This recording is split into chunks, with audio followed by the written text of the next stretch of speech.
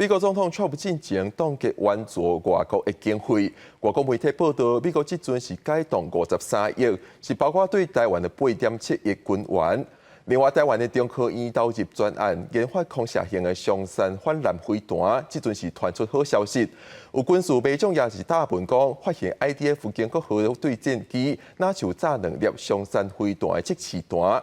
专家分析，作战范围是通包括台海，即通互咱反制中国军舰的威胁。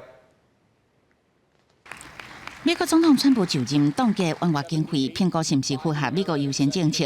外媒路透社报道，美方最近改动53亿美金，其中第一波协议名单包含对台湾的8.7亿美金军援。美国国务卿鲁比欧互人问到，中共反台，美国是毋是出兵防卫台湾？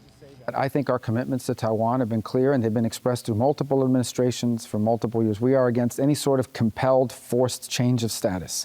That's been our policy. That remains our policy. 美方协助提升台湾自我防卫能力，国军嘛持续强化自身战力。各机各造的 IDF 战机有望提升制海能力。军事专业 IDF 建国号公开 IDF 好亲像挂在空射型雄三反舰飞弹伫地面走的相片，会当看到两边机械搁挂在恢复式导装的雄三飞弹顶悬有编号，传出是测试弹，要拼今年投入作战测评。对这样代志，空军无加做回应。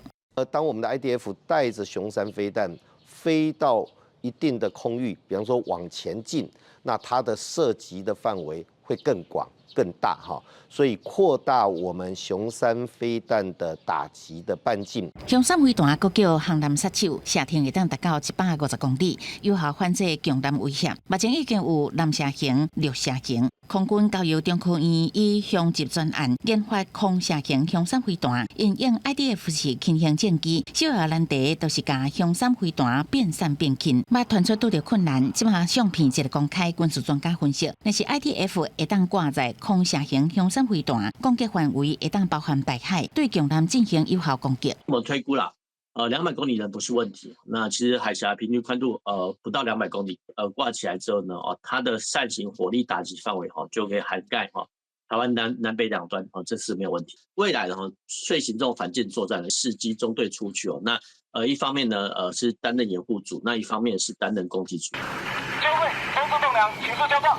若是负责对台组建的中共东部战区发布空战训练影片，以空中哪吒近身对战，各以演练高强度对抗，相关台海紧张情势，国军严防对台。记者采访报道。